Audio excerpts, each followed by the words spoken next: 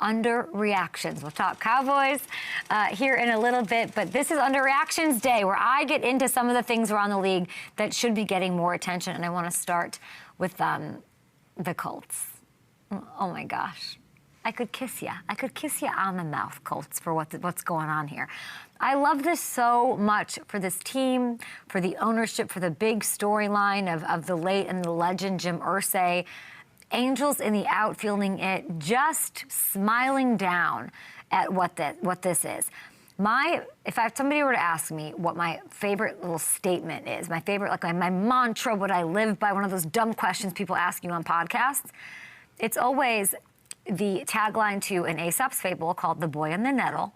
And the sort of home run hit there at the end is, do boldly what you do at all. Grab things by the nettle. It might sting you, but who the F cares at the end of the day? Because if you're not taking a risk, you're not winning and you're not living. And the team, and I'm seeing too much all over Twitter, and people I love, people I respect being like, I wouldn't make this move. It's too much. It's whatever.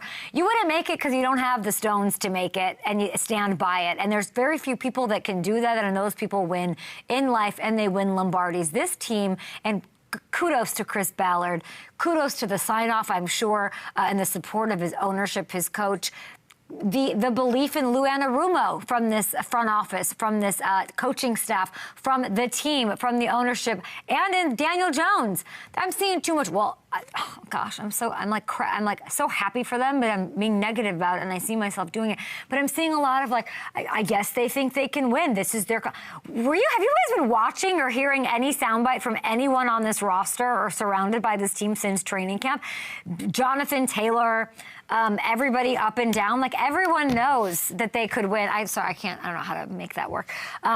They know, they knew they have their guy Daniel Jones. They feel good about it. They figure out some things obviously from last week, but it shows how much faith they freaking have. Of course it does. I didn't need this monster trade for Sauce Gardner to show me that.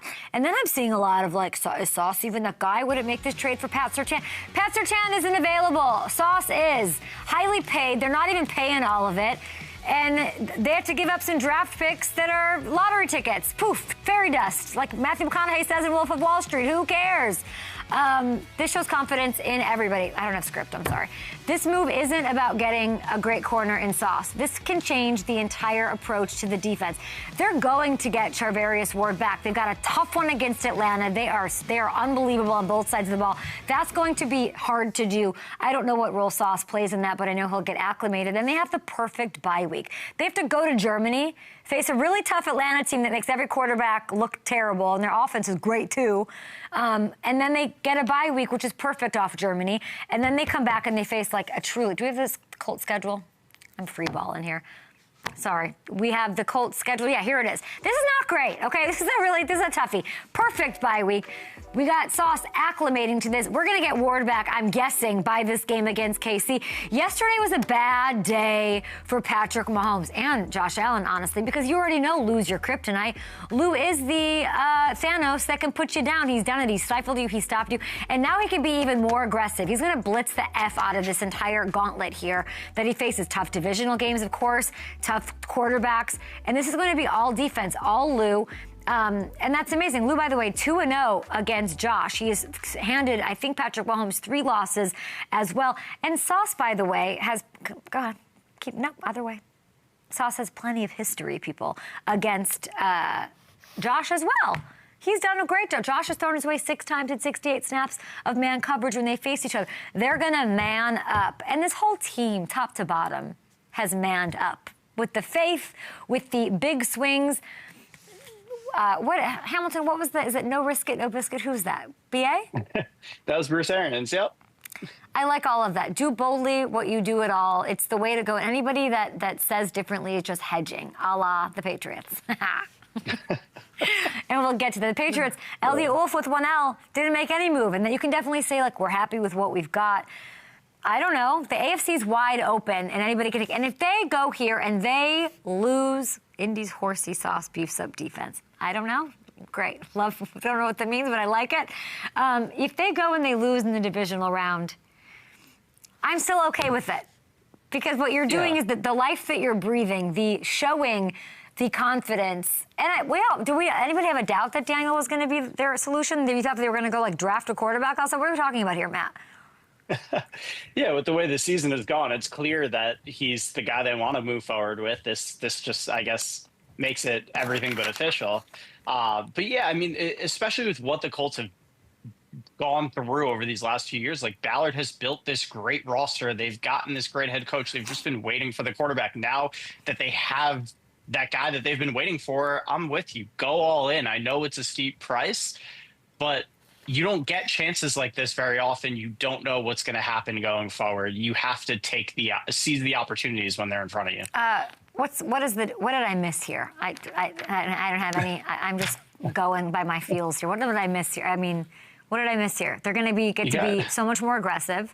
And this is like, Lou's always taken it to those AFC quarterbacks. That's the idea here. If you're Ballard, like, I trust Lou. Lou can do this, but let's give Lou something he's never, I don't know that he's ever really had this exact sort of a situation once you have a healthy Ward. And then you have Kenny, who never gets talked about enough, and he's a little monster. And then you got Cam Bynum, who's bringing the juice in. This secondary and this defense now can be talked about, I'm just going to say it, in the likes of their division rival, the Texans, and in the lives of in the eyes of somebody you're going to have to get through in the AFC gauntlet, and that is the Broncos. Yeah, and I think when you look at Lou's defenses in the past that have given Mahomes trouble, that have given Josh Allen trouble, he plays so aggressively, but he hasn't had corners quite like this. Like the safeties have been the strengths with Jesse Bates. Like these corners are going to allow him to get even more creative. Yeah. So it's going to allow them to be even more aggressive, like you said, and in ways that we haven't, as aggressive as he's been, I think it's going to be even more than what we've seen in the past. Kind of a brutal thing to have to go from this, where I fell in love with Coach Lou in his stint as DC with the Bengals, because he's a madman, a maniac. He has success. He somehow can like get under the skin and be a pain in the ass to these AFC GOAT quarterbacks in this amazing way. I liked his vibe. And then the Bengals decide to turn the page, and they bring in a guy who has familiarity in that room in that building, in Al Golden. And I did my best when I went there for training camp to say, this is great, and like the offense can keep things afloat for the defense, and we believe in how good does the defense have to be? Well, it has to be better than what it's been. It's been uninspiring, and they can't make a stop. They can't. It's just been really, really brutal. And yeah, Coach Lou is winning on both fronts here. He's winning with the Colts. He's winning on deadline day, and now he's got to do it. There's a little more pressure on him now, of course. But he's also winning by watching. You know, he's not happy about it, I'm sure, but he's winning by watching what's happening with this Bengals defense and not being able to keep this team alive. And I have a lot of Bengals fans calling me a traitor, which I actually take a lot of offense to, because I'm not a lifelong Bengals fan. I cannot imagine what this all feels like day in, day out. But my goodness, something has to be done here to ensure the present and the future. You are cooked for 2025. You just are. Cincy fans, thanks, Hammy. Thanks for my support here in this mission here. Cincy fans, and here's what we're underreacting to. I brought up the potential of a Trey Hendrickson trade months ago, almost when Joe went down. Like, you have to now bring this realistically to the table. If you are a fan or just a reasonable human being that might score an average grade on an IQ test, I'm not pulling some kind of heel turn, Bengals fans. We're not giving up on Who Dey Nation or what this team can be, but it's not right now, okay? I'm pushing for the Bengals to do what's reasonable, and I was yesterday, or at least answer phones, which they seem to. It just didn't kind of work out. When it comes to Trey, this is how it pertains to what's going on here. He is on dost thou forget that he is on a one-year deal? He's on a one-year deal. And with the way all of this has gone down, there's a strong possibility that he's not on the team next year. A strong to very strong possibility. Why wouldn't you want to get what you can for him when you can? Especially when, I mean, this has been an incredible seller's market for the rest of the world. There was interest. I know there was interest in Trey. There were phone calls being exchanged. It would have been good business, reasonable business, if you're a fan of the Bengals, to snag a pick or two that could help them, because Joe Burrow could do what he did last year, and we're in the same old story. You could be on your way to an Offensive Player of the Year situation in Joe Burrow, but you're not going to get past the teams in the AFC with this defense. You need to fix it. You need to add young talent. I want the team to be successful. I believe that they can be. I want the defense to be fixed. I don't know if that's leadership. Is it getting back something for Trey instead of losing him for next to nothing in free agency? What sense does that make, Bengals fans? Explain to me where this narrative is coming from, or maybe there's a perspective that I'm not hearing in getting draft picks, other than the fact that Hamilton, sometimes draft picks, it's hard to have faith in the draft picks when it comes to what the Bengals do. It's a bit of a criticism. There's no doubt in my mind that this would have been the right move. And I don't really maybe there's emotions involved, or obviously business that I've never met. Duke, I don't know what's going on.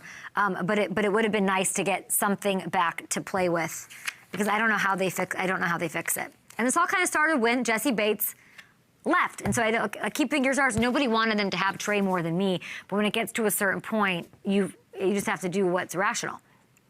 Yeah, and with it being a one-year deal, if you're not, I don't know, like maybe they can reconcile the situation like they did with T and keep him there for a couple more years, but it doesn't seem that if that's the case, then fine. But it just doesn't seem like things are headed that direction based on what we've been hearing. And if that's the case, if he's walking in the offseason, it just doesn't make sense not to move him. And I did say if they lose those next two games, and voila, you lost those next two games. So it would come up again, and it came and went, and he's there, and maybe maybe that's it. Maybe I need to be more positive. They'll get a deal done and keep him, because he is one of the most prolific and elite players, and he will have plenty of people wanting his services next year. I know he's injured too, so that factored into all of this non-trade nonsense. The other thing we want to talk about, listen, after trade deadline, Colts, Cowboys, Jets. No, we're talking Panthers. We needed to get the Panthers in here on a Wednesday.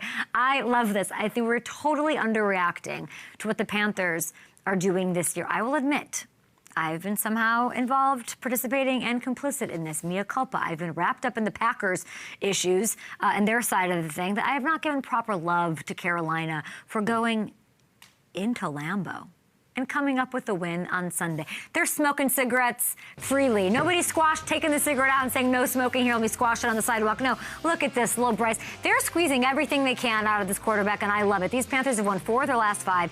Only one they dropped in that one was to the Bills, and that was without Little Bryce. So they're now a half game back of Detroit for a playoff spot. The Saints are coming up this week. That's a chance to make it 5 of their last 6. It is truly incredible what a little support from ownership to your team, to your fully optimistic, bought-in, high-energy coach can do.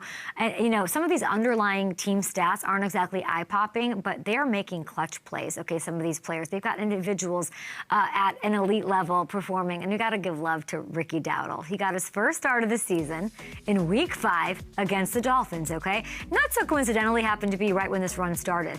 Rico has not only led the entire NFL in rushing since, he's almost 200 yards more than the next closest guy, MVP candidate Jonathan Taylor. That's over that span. I want to go even further with this. I'm going to hit you with a double full screen. We never do this. Here we go. One full screen to the next. This isn't some shout out to Jonas Gray, Lynn Sanity kind of run going on here. If you go back to last Thanksgiving, when Rico was still with Dallas in the last 15 games that he's played, he's second in the league behind only JT over that span. That includes the first 4 games of the year where he was the backup to Chuba Hubbard.